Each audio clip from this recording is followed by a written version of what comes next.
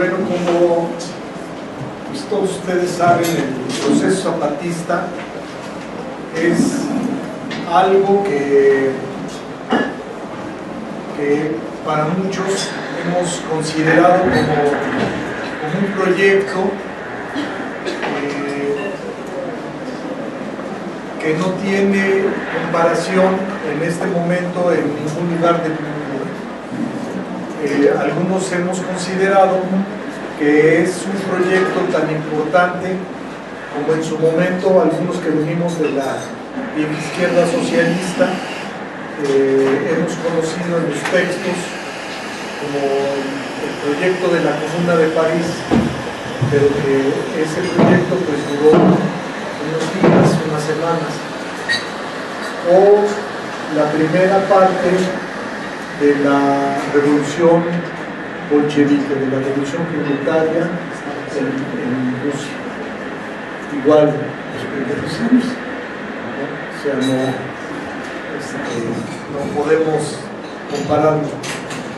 El caso es que la experiencia o el proceso zapatista lleva ya casi 20 años. Es un proceso que muchos de nosotros, la gran mayoría creo yo de los que andan por aquí, pues hemos conocido o hemos podido tener acercamiento o conocimiento directo o a través de las publicaciones de los compañeros.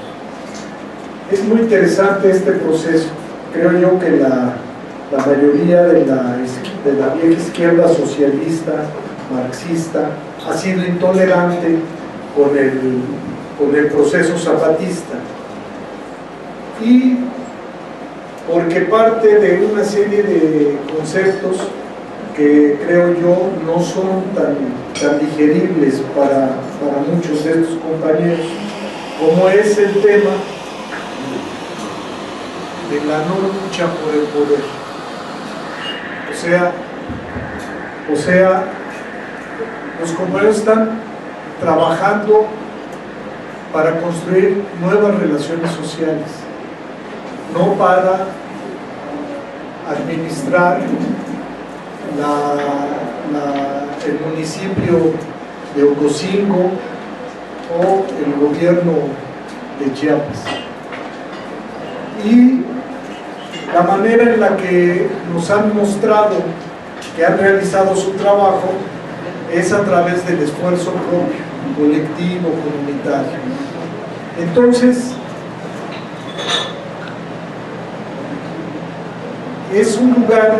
son lugares en donde se ejerce la democracia directa, no la democracia representativa. Nadie habla a nombre de ella, sino las comunidades hablan a través de ellas mismas y se representan por ellos mismos. O sea, no es que anden formando comisiones o representaciones para ver que hagan tal cosa, no. Eso sale de un trabajo concreto, de una necesidad objetiva de cada lugar. Y me parece que este es el gran aporte del zapatismo a la lucha por un mundo distinto, por una sociedad diferente, por un mundo mejor. Es su trabajo organizativo. O sea, la comunidad trabaja por sus propios intereses y desarrolla de manera colectiva y comunitaria, sin paternalismo ni tutelajes, ni al amparo del gran técnico, del gran líder, etcétera, o del gran intelectual que va a la comunidad para decirles de qué manera se va a hacer. Esta es la manera, ¿sí se oye? Esta es la manera en la que los compañeros vienen trabajando. Y esto que se desarrolla en comunidades y poblaciones que se encuentran en el sureste de nuestro país, a más de 2.000, casi 3.000 kilómetros del centro económico y político de México, que sería la Ciudad de México, es algo que no toleran los señores del dinero, las personas del poder. A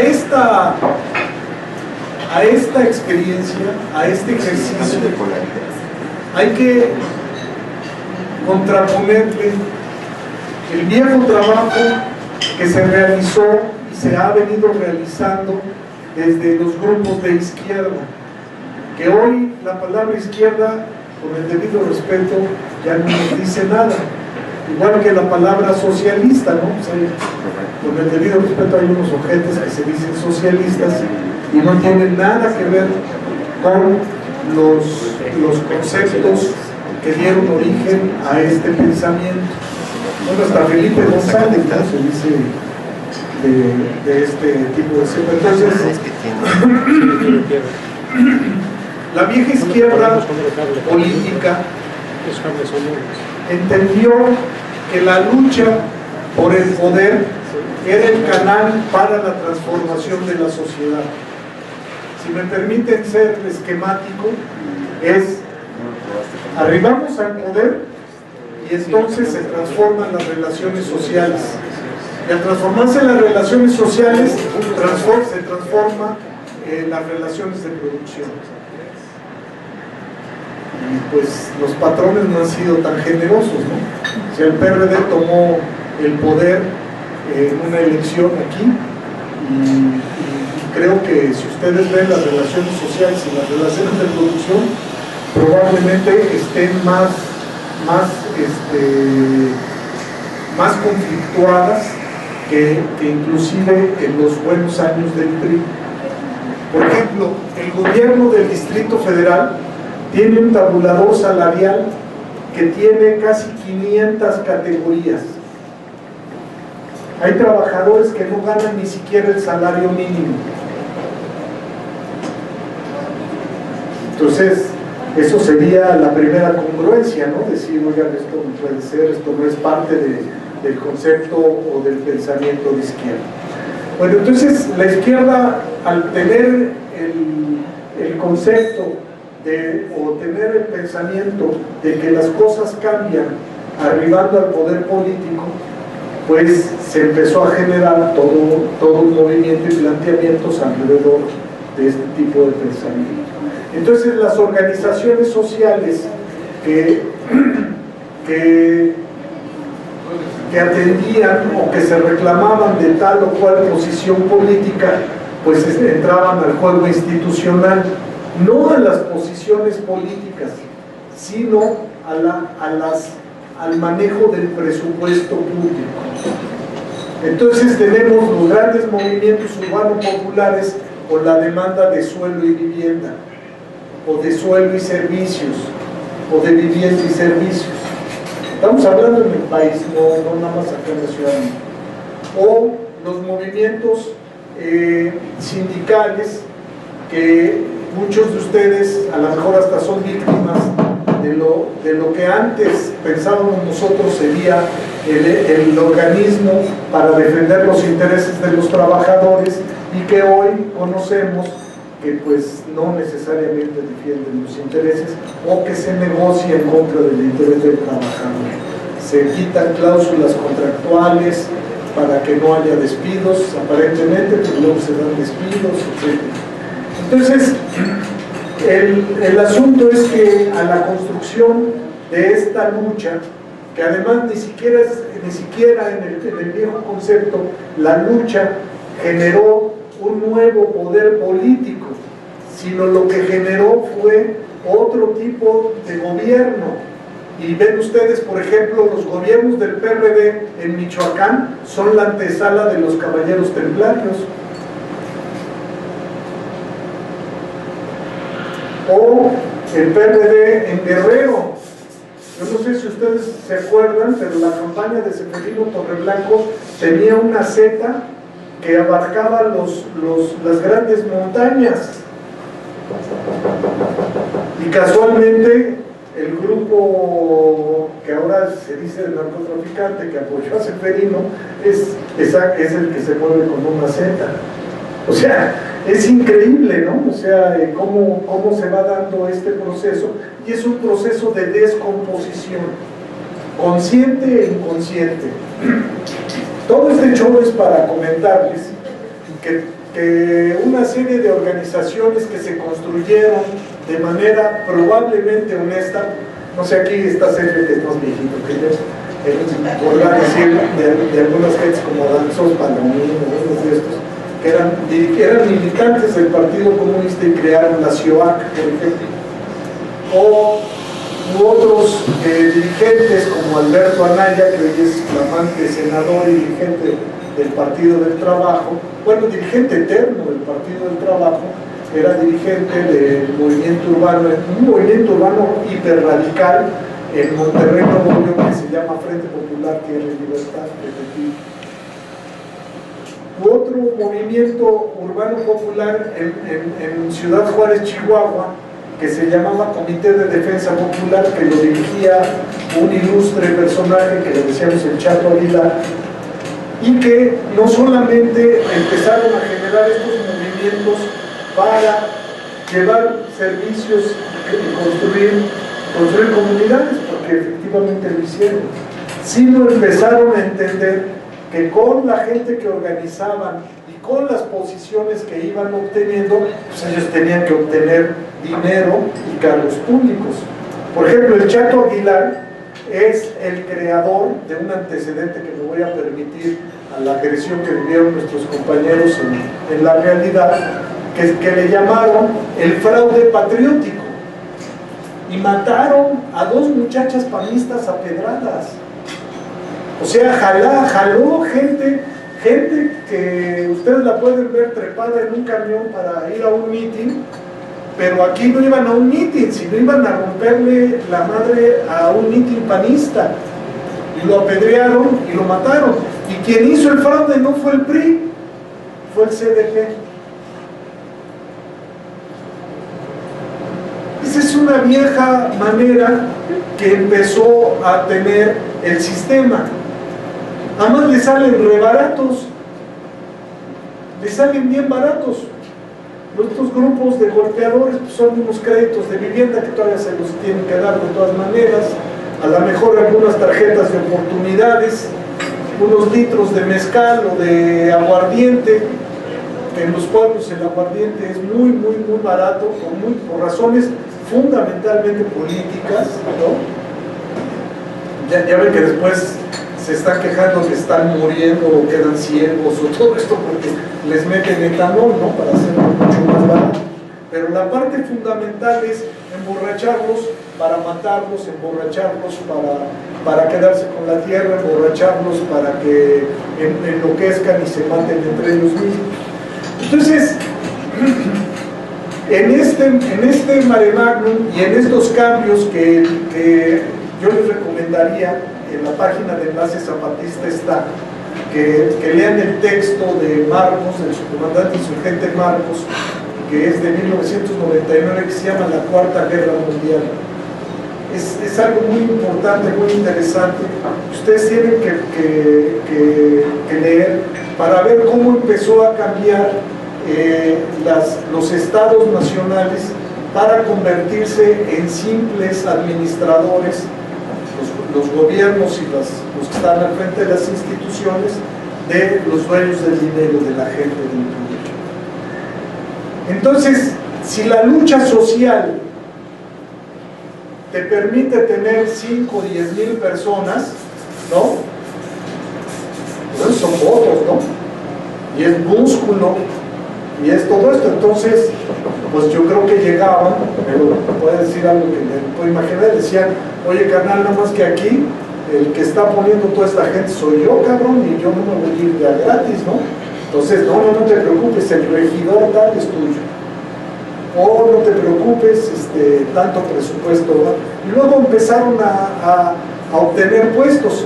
Miren, Beto Anaya, Beto Anaya es del mismo grupo maoísta del que era parte Rosario Robles y otras finísimas personas que hoy están o con Peña Nieto o con Fox o en el gobierno del PRD, etc.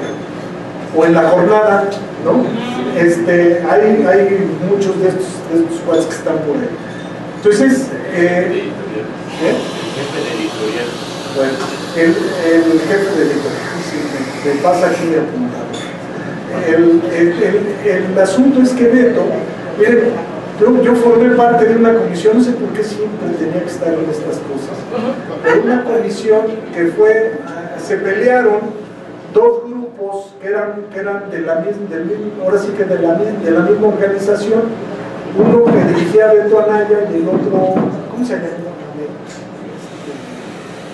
Bueno, otro dirigente que se apellidaba Camero. Entonces, el Fepetín se divide y entonces Beto acusaba a Camero de tranza y de la chingada, y Camero decía, no manches, si tú te reuniste con Luis Echeverría y negociaste esto con Zorrilla, y pues lo sacaba al balcón porque él había estado ahí. Entonces Beto, para ser más listo, decía, mi madre, él está mintiendo y me está difamando. ¿Quién era el más chido? Pues Beto, ¿no? Beto Canalla, porque así le conocemos en el bajo mundo, Beto Canalla agarró, y en ese entonces teníamos un frente que se llamaba Frente Nacional contra la Represión, que entre otros estaba Dina Rosa Villar. Y entonces se hizo una comisión del FENSER para ir al Fepetín, para buscar que no se madrearan entre ellos, porque al final de cuentas eran compañeros. Bueno, Beto no nos permitió entrar a la colonia Tierra y Libertad. Pintó una raya, yo me acuerdo perfectamente bien, incluso se lo dije porque me lo topé una vez ahí en los rollos de Chiapas. Se lo dije, puta, qué tiempos aquellos, ¿no, cabrón? Pintó con su pie una raya y traía dos bombas molotov, una en cada mano. Y dijo, el primer reformista, hijo de la chingada, que cruce esta línea, se va a llevar esta mano. Entonces, pues todos dijimos, bueno, nosotros te veníamos a ver por otras cosas, ¿no? Pues sí, estaban realmente locos y estaban realmente radicalizados, pero de forma, compañeros. ¿Sí me explico? O sea, no quiere decir que porque tiraran una o dos bombas o petardazos su política sea muy revolucionaria. Después, yo no sé qué haya pasado con Camero, hace 10 años que no supe qué pasó. Estuvo en la otra campaña, formó el Grupo Rojo y luego negoció con el gobierno de... No puedo tener el gobernador del PRI, le roba el espacio del PRI. ¿De dónde? Monterrey. Nuevo León. Por eso, Dios los hace y ellos solitos se juntan. El asunto es que posteriormente, pues ya se constató que efectivamente Beto tuvo relaciones con Luis Echeverría, que se fueron haciendo cosas, etc. Hicimos trabajos porque ellos formaban parte de la Coordinadora Nacional del Movimiento Urbano Popular, la CONAMUP, y nosotros se cayeron nuestras casas aquí, por cierto, que son adhesivos y tiemblan, no se asusten, no sé si ya lo sé. Entonces se cayeron estas casas, formamos otra coordinación de trabajo y teníamos relaciones de trabajo conjuntas. Bueno, se hizo una reunión internacional y ellos pelearon mucho porque se fuera a Monterrey. Mis compañeros, yo no pude ir porque andaba enfermo, pero mis compañeros me decían, el Fepetín tenía unas escuelas y unos programas productivos y esos sensacionales, pero en cada una de sus oficinas tenía una foto del presidente Mao y a su lado una foto de Salinas de Gortari. Y la moral de Beto y del PT pues estuvo presa en Almoloya, que era Raúl Salinas de Gortari. Todos esos, toda esa banda, Carlos Salinas, Raúl Salinas, Gustavo Gordillo, etcétera, etcétera, comandados por un tipo nefasto, ruin, etcétera, que fue coordinador del PT en la Asamblea Legislativa pasada, que se llama Adolfo Oribe, contra a los compas zapatistas, para militar casi, ¿no? Asesor de Ernesto Zedillo en contra de nuestros compañeros. O sea, finísimas personas, finísimas personas, Todo este grupo, coordinados por Manuel Camacho Solís también, fueron parte de todo un agrupamiento político maoísta que se llamaba Línea Proletaria. Primero se llamaba Política Popular y después se dividieron en Línea de Masas y Línea Proletaria. Entre otros ese cuate Sócrates. Incluso algunos fueron hasta miembros de la Liga Comunista de ese tiempo.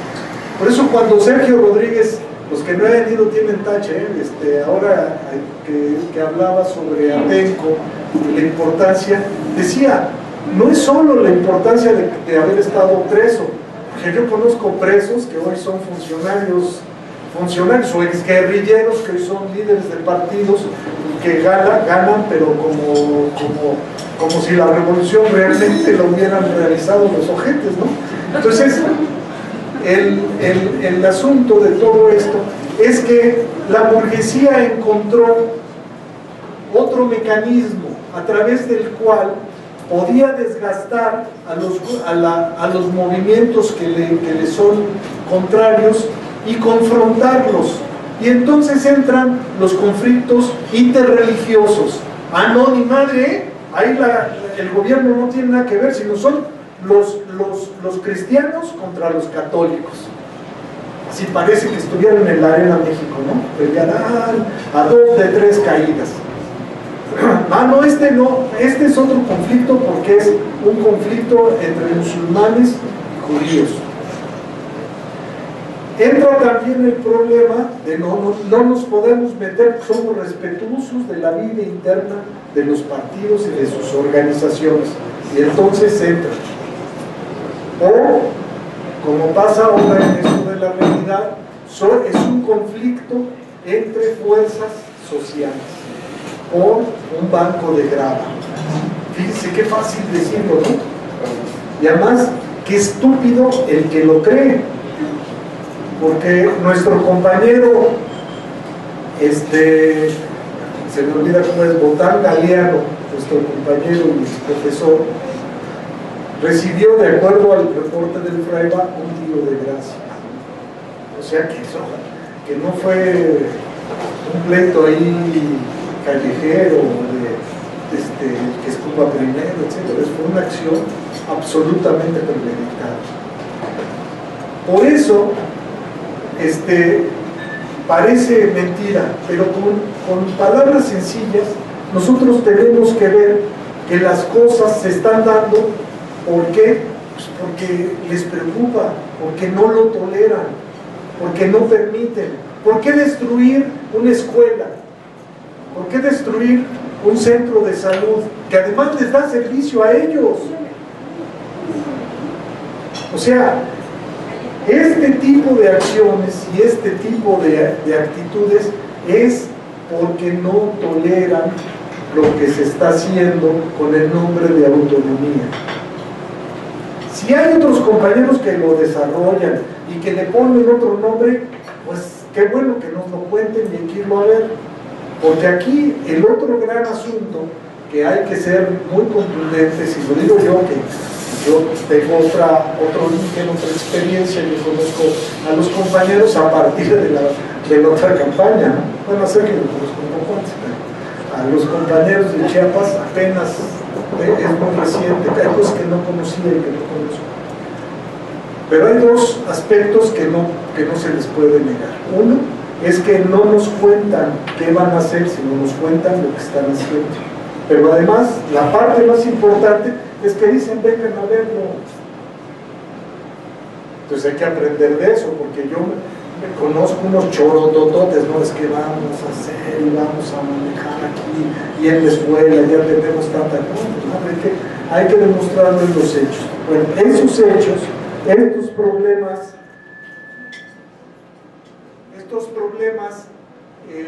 le son absolutamente insoportables al poder, insoportables al poder económico, y por eso buscan erosionar. Entonces, la acción que desarrolló la ciudad no es aislada.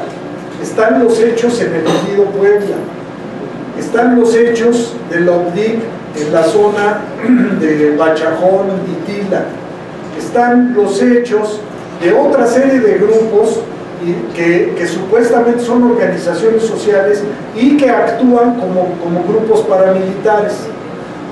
Es muy probable, de veras, yo no lo creo, pero dejemos ahí. Es muy probable que mucha gente no sepa ni qué onda, y que la gente que está haciendo la labor de Zapa, la labor de contrainsurgencia, ¿no?, aprovecha este desconocimiento. Ese no es nuestro problema. Hay una cosa que yo le decía a muchos de estos cuates de los grupos que les comentaba hace un momento, que le decía que son barredoras, que son políticos barredora. Como una barredora. ¿Qué agarra la barredora? Pues de todo, ¿no? Basura, por ahí a alguien se le cayó un anillo y pues se lo llevó, ¿no? Ventaja para los compas pepenadores o para el que vaya a ver esa basura. Pero por lo regular recogen basura. Entonces ustedes vean cómo estas gentes y estos grupos estaban en el PRI, se pasaron al PRD, están en el PAN, ahora son del Verde, mañana están en el Partido del Trabajo, ¿no? Pero todos siguen haciendo la misma labor. Entonces, nosotros no podemos aceptar un perogrullo que dice, no sabíamos, como lo acaba de declarar la dirección aquí nacional de la CIOAC, no sabíamos que estaban platicando, pero lo más desastroso es que hay otros rivales que se protegen y dicen, sí, la CIOAC es una organización de lucha, y nosotros decimos contundentemente, la CIOAC a lo mejor, porque yo tenía muchos cuates, era una organización de lucha, hoy en Chiapas es una organización paramilitar, punto.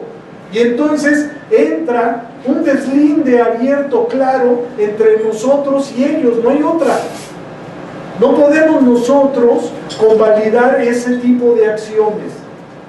Por eso, con la gente de Vía Campesina, en donde nos topamos, les decimos, no estamos de acuerdo en que ustedes convaliden a la Orcao, en que convaliden a la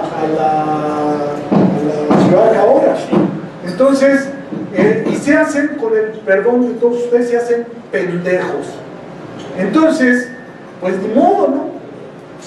Aquí nos tocó vivir y vamos a entrarle a los cocolazos. Por lo pronto, el domingo los invitamos a las 12 del día en la explanada de Bellas Artes, que aunque esté en obras, como decía, había un tipo que se disfrazaba y le decían el llanero solitito.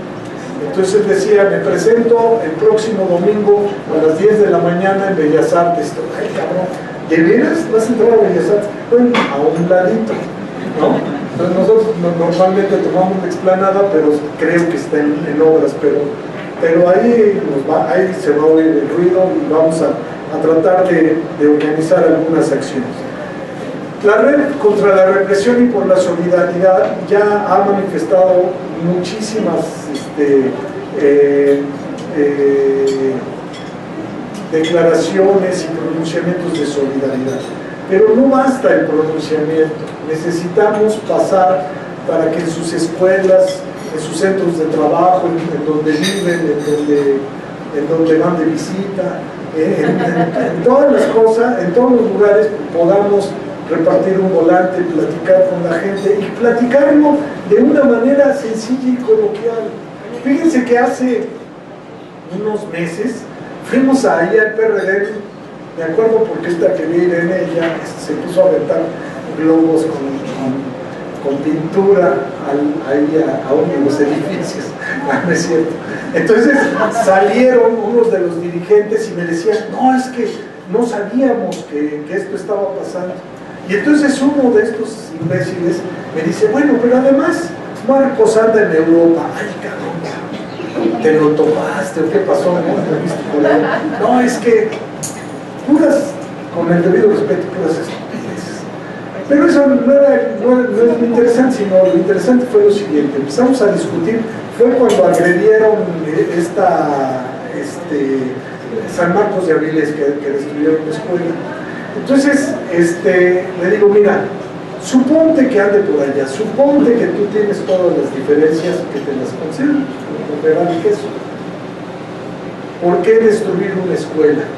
No me digas, fue una escuela que además pues, la construyeron con madera, etc. No me digas, eso no es posible que la pegaste. Bueno, estos cuates se entran en contradicción entre ellos mismos, pero entre ellos mismos se protegen, se cuidan, se solapan, ¿no? Entonces están en contra de las actitudes de Mancera, pero van y le aplauden, ¿no? Mete al bote a varios de sus gentes, pero van y la negocian a cambio de dinero. Entonces, como red, hemos entendido y hemos tratado de que lo que decimos lo acompañamos, aunque sea con una acción modesta.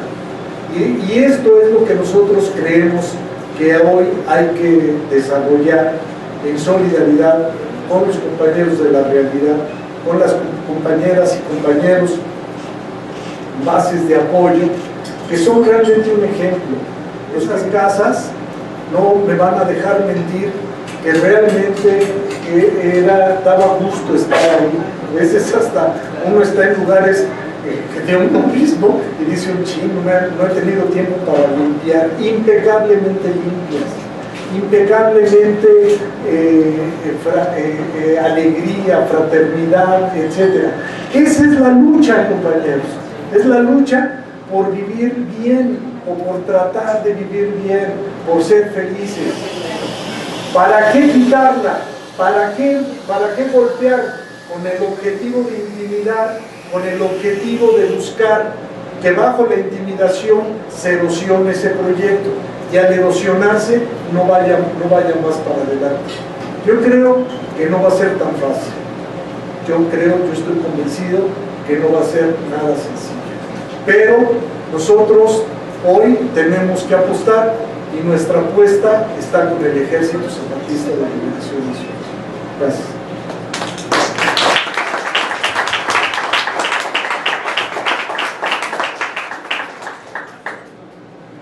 Bueno, buenas noches a todas y todos. Miren, la idea un poco de esta plática es dar algunos elementos que les permitan a ustedes pues tratar de entender y comprender qué es lo que se está jugando en esta confrontación que se está viviendo en Chiapas, en especial entre las fuerzas paramilitares y el Ejército Zapatista de Liberación Nacional. Déjenme explicar contando primero algunas cosas para que se entienda el proceso. Cuando en 1994 el ZLN lanza la insurrección y el 12 de enero se decide un alto al fuego, el ZLN de hecho convoca a todas las organizaciones campesinas del estado de Chiapas a que tomen las tierras, ¿no? Es decir, llama a todas las organizaciones que muchas de ellas habían pactado con Salinas de Gortari en 1992 la modificación del artículo 27 constitucional y habían aceptado el fin del reparto agrario y el hecho de que lo que estaba en el mercado ya no eran los productos agrícolas sino la tierra en sí misma. Muchas de esas organizaciones, viendo el proceso de la insurrección zapatista, se lanzan a la toma de tierras en Chiapas. Se forma una coordinación campesina del estado de Chiapas en 1994 que aglutina, sin exagerar, a todos los campesinos del estado de Chiapas. Es decir, no tan solo a la parte indígena de los Altos del Norte y la selva, sino también a la parte de la sierra, todo lo que es Venustiano Carranza, Comitán, etc., y a la parte de lo que es, podemos decir, la costa, ¿no?, del estado de Chiapas. Todo el estado de Chiapas estaba tomado por campesinos, por las gentes campesinas del estado. Incluso en el mes de agosto, más o menos, se hace un acuerdo para lanzar un candidato a la gobernatura de todas las organizaciones campesinas del estado de Chiapas, más el ZLN, que era el compañero Amado Bendaño, que ha muerto, ¿no?, el cual sufrió una agresión en su campaña electoral, en el que le lanzaron un tráiler a la camioneta donde iba él. El compañero que iba manejando esa camioneta murió y don Amado quedó muy lesionado, que incluso después esa va a ser la causa años después de su muerte. Digo, ese es el estilo, ha sido siempre el estilo de los poderosos en Chiapas. Entonces, obviamente, cuando se da esa toma de tierras, ¿no? Podemos decir, la mayoría de las tomas de las tierras, de la selva, los altos y el norte de Chiapas, habían sido tomadas por el Ejército Zapatista de Liberación Nacional, ¿no? Y organizadas desde el punto de vista productivo a partir de la construcción de los 32 municipios autónomos el 14 de diciembre de 1994. Entonces, esas son las tierras zapatistas. Esas son las tierras que recuperaron los zapatistas con un esfuerzo impresionante y que permitieron que fuera el único lugar en el que, de hecho, no valió la ley Salinas de 1992, ¿no? Y no aceptaron, no tan solo no aceptaron vender la tierra, sino ni siquiera aceptaron registrar la tierra, porque no reconocen autoridad alguna en el Estado mexicano. Es decir, la tierra zapatista no es una tierra que esté registrada ante la Secretaría de la Reforma Agraria, ¿no? Incluso por eso nadie sabe su dimensión, ¿no? Nadie conoce el área exacta, que es un chingo de hectáreas, ¿no? Una vez yo siempre tengo unos compañeros que trataban de medirla con Teodorito y bueno, pues fracasaron, ¿no? Con Teodorito simplemente es imposible medirla. Eso es una cosa que se tiene que hacer con satélites, ¿no? Si no, no se puede medir. Obviamente que ese proceso de recuperación de tierras pues trae un problema, porque la inmensa mayoría de esas tierras eran de los señores de horca y cuchillo, que eran los mandamases en Chiapas, que aplicaban el derecho de pernada, ¿no? En Chiapas todavía hasta 1993, es decir, que aplicaban el derecho de escoger a las hijas de los peones para violarlas, ¿no? Que aplicaban todas las cosas de tienda de raya, ¿no? Y todas las cosas que narra perfectamente Rosario Castellano y otros escritores, ¿no? Desde hasta probar los hongos para saber cuáles eran venenosos y cuáles no, a pesar de que los indígenas sabían perfectamente por verlos cuáles eran venenosos y cuáles no. De todas maneras las hacían probar, ¿no? Para que no fuera que se puedan envenenar los familiares de los finqueros. Entonces, eso se rompió. La inmensa mayoría de las tierras de los compañeros eran la tierra de los latifundistas del estado de Chiapas, de los Canter, de los Gordillo, ¿no? De los de La Vega, de todo ese tipo de gente. Esas eran las tierras que recuperan los compañeros.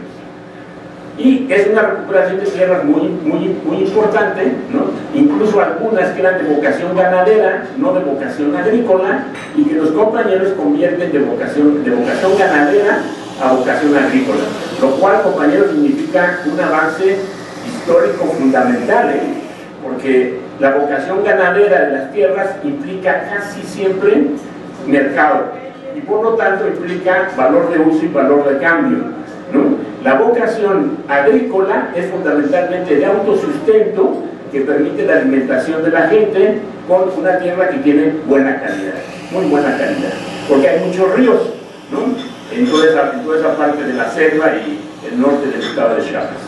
Entonces, esta cuestión evidentemente que genera el hecho de que Constantino Canter y los otros terratenientes no abandonen desde esa época el sueño dorado de recuperar su tierra, entre comillas, ¿no? O sea, Constantino Canter, como su nombre lo indica, es de origen alemán, ¿no? Este origen alemán no tiene nada que ver con la historia del estado de Chiapas, ¿no? Entonces, igual que Absalón Castellanos y todo ese tipo de gente. Entonces, nomás para que se den una idea, ustedes vean más o menos el promedio de estatura del estado de Chiapas. Absalón Castellanos, en esa imagen preciosa de 1994, en que va en ese momento mayor insurgente Moisés y la comandante Maribel y la capitana Maribel del otro lado, entregando a un tipo que casi medía 2 metros, pero el tipo amarrado de las manos y con la cabeza gacha, ¿no? Entonces, esas imágenes eran muy poderosas porque representaban la derrota de los señores del dinero que eran los señores de la tierra en el estado de Chiapas, ¿no? Que además, junto con los de Yucatán, pues eran los más racistas y los más, los que aplicaban más castigos a los campesinos, ¿no? Cualquier interesado vea La rebelión de los colgados de Bruno Traven, ¿no? Y va a ver lo que era esa cuestión del campesinado en el estado de Chiapas y cómo lo trataban los finqueros, en ese caso los que iban a extraer chicle o lo que dicen las llantas, ¿cómo se llama? Caucho. Bueno, entonces ese elemento de la recuperación de las tierras por parte de los compañeros genera, pues obviamente, ahora sí que un territorio muy amplio y muy codiciado, ¿no? Y ese territorio ellos no han perdido las esperanzas de recuperarlo. Lo que sucede es que las esperanzas para recuperarlo no eran fundamentalmente en función del ejército federal, porque ellos sabían las consecuencias que tenía o que tiene la intervención del ejército federal en Chiapas, porque lo vivieron en febrero de 1995, cuando Cedillo manda al ejército federal a tratar de detener a la dirección del STLN y se arma un desmadre internacional impresionante y tienen que dar marcha atrás. Después de febrero del 95 es que surge la idea en los mandos del ejército federal y por parte de esos señores de antiguos latifundistas de crear las organizaciones paramilitares. Y en cada lugar, en los altos, en el norte, en la selva, van creando esas organizaciones paramilitares. Mientras duró el proceso de organización campesina, ¿sí? Y de la coordinación campesina que les conté que se creó en el 94, fundamentalmente los paramilitares eran aquellos que estaban en la zona del norte del estado de Chiapas, de los altos del estado de Chiapas, ¿no? Y que fue donde se dieron esas cosas terribles como la Reacteal, el Bosque, el Chenaló, etcétera, etcétera, ¿no? Y fundamentalmente eran sectores vinculados, lo siento por el señor que escribe en la jornada y dice que nosotros no nos preocupamos por los protestantes, pero no es problema de uno, ¿no? O sea, eran sectas protestantes los que hicieron la masacre en Acteal, ¿no? Y esas sectas protestantes eran organizadas en grupos como Mira, como La Mano Roja, como todos esos, Máscara Roja, como todos esos que son claves en el surgimiento de los grupos paramilitares. Esos grupos paramilitares, después de la masacre de Acteal en 1997, van a entrar en crisis. ¿Por qué? Porque obviamente, como se detiene a varios de ellos, ¿no? Esa misma gente dice, no tenemos garantía de que después de todos los cursos de formación que nos dio el ejército, porque eran formados por el ejército federal, eran capacitados militarmente por el ejército federal, y bueno, no está de más de decir, ¿no? Pero el ejército federal no se distingue por su capacidad, ¿no? Por su capacidad en derechos humanos, ¿no? Por eso yo digo que siempre es una contradicción y el peor de los oxímorones decir inteligencia militar, ¿no? O sea, no existe, ese animal no existe, inteligencia militar. Existe estupidez militar, eso sí existe, ¿no? Y ese no es un oxímoron, sino va en línea directa, estúpido militar. Entonces, el hecho concreto es que al fracasar esta forma de estos grupos paramilitares, entonces va a iniciarse el otro proceso. Y el otro proceso es empezar a comprar a esas organizaciones campesinas que en 1994 habían aprovechado la insurrección zapatista para tomar tierras, ¿sí? Y de la manera más ingrata del mundo, casi todas esas organizaciones se pasan del lado del gobierno para atacar las comunidades indígenas zapatistas, ¿no? Casi todas, sin excepción, ¿no? Uno de esos casos, bueno, más bien dos de esos casos, son las dos ciudades, la ciudad democrática y la ciudad histórica, ¿no? Cuando hubo recientemente el ataque en la comunidad 10 de abril del municipio 17 de noviembre, la ciudad histórica, por medio de su secretario general, Federico Valle, ¿no? Hizo una denuncia de que la ciudad democrática, esa sí era paramilitar, y se deslindaba de ellos, ¿no? Ahora son ellos los que hacen la acción en contra de las bases de apoyo zapatistas e incluso llevan O sea, escalan el asunto de una manera muy clara porque matan a un compañero. Y como decía Alejandro, aquí no fue que mataron a un compañero por así que al azar. O sea, iban por él, ¿no? Uno de los cuadros organizadores de la escuelita zapatista, ¿no? Uno de los principales encargados de la escuelita zapatista. Sabían quién era él. Y por eso es un comando especial que va, le mete 3 tiros, le da un machetazo y le da un tiro le llaman gracia, ¿no? Es un tiro de mansalva cuando ya está tirado.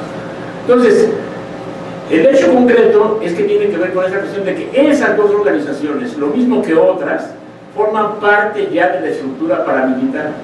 Y es, créanme compañeros, a cambio de lentejas, ¿sí?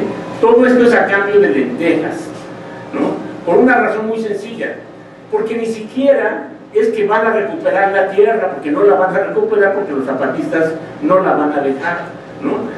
Sino es simplemente cumplir una orden que además sospechosamente un grupo de periodistas es llamado para ir a cubrir esta cuestión, ¿no? Y entonces un chayotero de un periódico chayotero como es La Jornada, ¿no? Va junto con un fotógrafo y el periodista del Universal, y entonces van a entrevistar a la ciudad histórica. Y casualmente la foto que sale en La Jornada, ¿no? Al siguiente día, en mayo, creo que el 3 de mayo, o el 3 de mayo, ¿no? Es la de unos miembros de la ciudad histórica brutalmente heridos, ¿no? Uno que tiene un curita de este lado, otro que tiene un curita de este lado, ¿no? Y eso es todo, ¿no? Y esa es la foto que sacan de lo que pasó en Chiapas. A mí me pueden decir, como me han dicho varias gente de los que trabajan en ese periódico, que esa es cosa de ese periodista. Pero ojo, nadie en La Jornada decide qué va en contraportada que no sean los directivos de La Jornada, ¿no? Y ojo, nadie le da difusión a una cosa como el estilo en la que hay un muerto, además un muerto zapatista, que no sea los directivos del periódico, ¿no? Entonces, es así de simple, ¿no? Es un hecho concreto. Aquí, me perdonan, pero no se puede uno llamar a engaño, ¿no? Esa gente, como Helio, ¿no? el reportero de la jornada, o como el fotógrafo, trabajan para los paramilitares, trabajan para el gobierno, y fueron con un carro del gobierno directamente a entrevistar a esa gente de la ciudad histórica. Por otro lado, la ciudad histórica forma parte de Vía Campesina, ¿no? Vía Campesina es una organización que agrupa a campesinos de todo el mundo, desde las Filipinas hasta Brasil, ¿no? Con los cuales en el año 2007, si no me equivoco, se hizo un acuerdo. Incluso hubo una conferencia que vimos aquí en el Palacio de Minería, toda una serie de dirigentes de Vía Campesina, una compañera de Brasil, un compañero de Filipinas, un compañero del Estado español, habló don Juan Chávez, ¿no? del Congreso Nacional Indígena, habló el subcomandante insurgente Marcos y hablé yo, ¿no? Entonces hicimos ese acto, ¿no? Todavía después en Chiapas se hizo una reunión más cerrada en la que entregaron la bandera de Vía Campesina al STLN. Bien,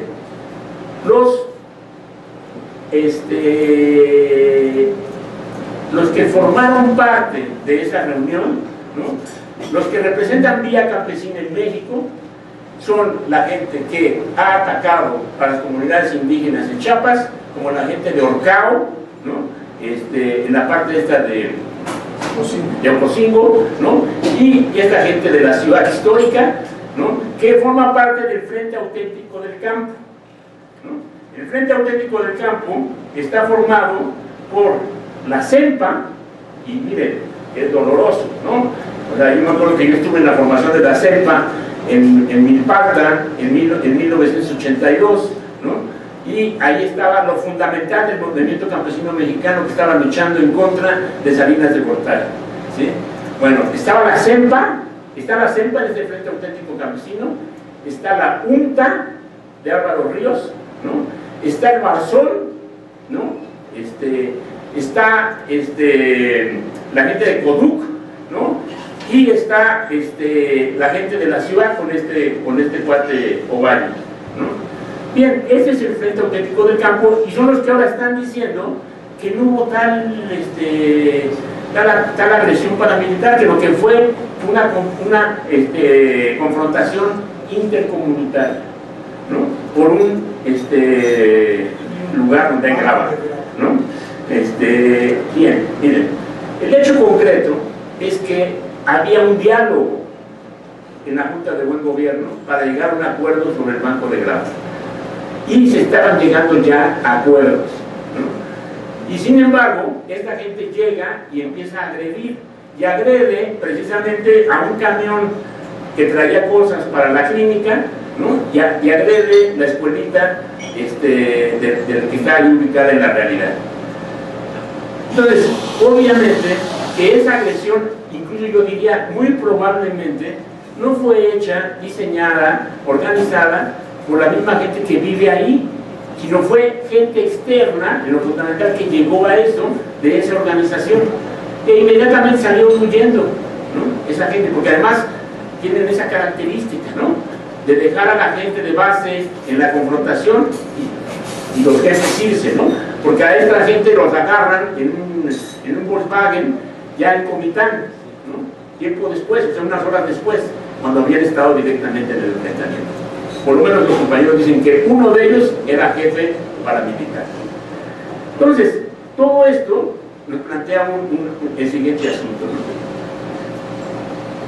Hay un proceso de crisis en el viejo movimiento social mexicano, ¿no? ¿Por qué? Porque siempre, desde la historia de la Revolución Mexicana, ¿no? Yo no voy a ir a los aztecas ni nada de eso, porque eso es buena literatura de Octavio Paz, pero muy mala análisis histórico. Pero hay un hecho concreto. Hay dos almas en el movimiento social mexicano. Un alma es aquella donde el movimiento social mexicano piensa que dirigiéndose al Estado, dirigiéndose al gobierno, le va a resolver todos sus problemas, ¿no? O sea, es ese sector peticionario, ¿no? Que se puede entender porque viven en situaciones muy difíciles, de miseria muy grande, sea del movimiento urbano, sea del movimiento campesino, e incluso del movimiento de los trabajadores, de los obreros, etc., que tienen como idea, una ilusión vana, pensar que el Estado va a resolver su situación de miseria. Por ejemplo, esta ciudad, esta histórica, forma parte de la Fundación Verde, ¿no? La Fundación Verde es creada hace unos meses, en el 2014, en Chiapas, ¿no? Y esa Fundación Verde es de hecho el proyecto del Partido Verde para el movimiento campesino, ¿no? Y esa Fundación Verde, que se llama Fundación Chiapas Verde, ¿no? Se hace con acuerdo con el gobierno del gobernador del estado, ¿no? Porque la idea es que van a recibir fondos en esa Fundación Verde, porque es el gobernador verde, ¿no? Es el gobernador verde, verde en todos sentidos. Entonces, verde e inverde. Pues sí, porque no tiene valor. Bueno, entonces, el hecho concreto es que después, incluso antes de este acto, esa ciudad histórica había estado en el acto en el que se empieza la campaña esta de Rosario Robles y Peña Nieto, ¿no? Que se llama como México sin hambre, Cruzada contra el hambre, ¿no? La cruzada contra el hambre. Se inicia en Margarita, Chiapas, está presente Peña Nieto, está presente Rosario Robles, tienen un invitado de honor, esas cosas que pasan en la izquierda latinoamericana, que se llama Luis Ignacio da Silva Lula, ¿no? Dirigente y fundador del Partido del Trabajo y uno de los grandes organizadores obreros de la lucha del ABC de San Bernardo del Campo en Sao Paulo en la huelga de 1992 que cimbró Brasil y América Latina, después presidente de Brasil, Y ahora, un conferencista mundial que cobra, ni Gorbachev cobra, ni Clinton cobra tanto por conferencia como Lula, ¿no? O sea, Lula nunca estará en el rincón zapatista, ¿no? Entonces, bueno, Lula estuvo en esta reunión de la Cruzada contra el Hambre, ¿no? De la Cruzada contra el Hambre. Esa reunión, uno de los invitados especiales era Federico Valle, de la ciudad histórica. Esos son hechos, ¿no? Esos son hechos, están reportados, están planteados en la prensa, en todos lados está planteada esa cuestión, ¿no? No son inventos, ¿no? Y Federico Valle tiene un discurso formidable y dice: venimos aquí para cuidar que no se robe el dinero. Bueno, ¿no? Yo creo que Rosario Robles ha de estar bien preocupada de que Federico Valle la esté vigilando, de que no se robe el dinero, ¿no? Bueno, entonces, el hecho concreto es que todas estas organizaciones responden a esta política del Estado. En el proceso de que se va acabando el Estado populista y llega el Estado neoliberal, pues pelearse por las migajas que caen de la mesa de los grandes capitales, pues es un gran esfuerzo, ¿sí? Y eso implica quién es más útil. ¿Y quién es más útil para qué? Para destruir la otra alma del movimiento social mexicano, que es el alma que plantea la idea de la autonomía, de la autoorganización, de la autogestión, de todo el proceso que significa que la gente decida por sí misma y no por un dirigente, un líder o un candidato o lo que sea, ¿no? Entonces, este proceso es un proceso fundamental de esa otra alma del movimiento mexicano, social mexicano. Es la que se expresó con Emiliano Zapata a partir de 1910 hasta 1919, que lo matan. Es la que se expresó en 1968 en el movimiento que hicimos en contra de la política del Estado, y donde todos gritamos: todos somos CNH, y los pobres del CNH tenían que cuidar de no negociar a espaldas de la gente, porque al momento que negociaban a espaldas los quitábamos de la representación, ¿no? Es en 1985 que de manera autónoma, por arriba de la política burocrática del Estado y con un de la Madrid totalmente paralizado, la gente sale a las calles a la reconstrucción de las... Primero a rescatar a la gente que estaba bajo los escombros, y luego en la reconstrucción, no de la Ciudad de México en abstracto, la reconstrucción de la ciudad de los de abajo, ¿no? Eso fue lo que sucedió en 1985. Entonces, otros movimientos que ha habido de independientes y autónomos de la influencia del Estado, el mismo CGH, etc., ¿no? Esas son las dos almas del movimiento. Pero esas dos almas del movimiento podrían subsistir, y en última instancia que la práctica dijera cuál tiene razón, a condición de que una de ellas no sea utilizada para destruir la otra, ¿sí? Si hay gente que tiene confianza de que el Estado le va a resolver sus problemas, ahora sí que, como dicen los gringos, go ahead, adelante, ¿no? Háganlo, ¿sí? Bien, continúen. Pensamos que es un error, pero no los juzgamos por eso, ¿sí? No los condenamos por eso. Condenamos a esta organización porque no tan solo hace eso, sino que hace eso y hace el trabajo sucio del Estado mexicano, hace el trabajo sucio de los viejos finqueros de Chiapas, hace el trabajo sucio de todos los señores del dinero de este país, ¿no? Porque casualmente, yo les quiero decir, desde el Bosque no pasaba un asesinato como pasó ahora, ¿sí? ¿Y qué está en medio? La escuelita zapatista, ¿sí? ¿Qué está en medio? El encuentro de pueblos indios. ¿Qué está en medio? Un seminario donde va una parte fundamental de la intelectualidad mexicana e internacional. Eso es lo que está en medio, eso es lo que se quiere evitar, y fundamentalmente lo que se quiere evitar pues es todo el proceso de construcción autónoma, que es lo que nos enseñan en la escuelita zapatista, porque no quieren que lo veamos, ¿no? Hay un señor, un estúpido, bueno, firma como Gil Gámez, ¿no? Yo le digo Bill Gómez, ¿no? Gil Gámez es una burla, bueno, más bien es una idea de agarrar y hablar de Gilgamesh. Gilgamesh pues, fue un... Bueno, para que les platico quién chingado fue Gilgamesh. Olvidémonos quién fue Gilgamesh. Pero el asunto fundamental es que ese es Ruy Pérez Tamayo. Ruy Pérez Tamayo es el que se oculta bajo ese seudónimo. Por cierto que a él no le piden que se quite la máscara ni que diga su nombre, pero a otros sí les piden que diga su nombre, ¿no? Bueno, él es Gilgamesh.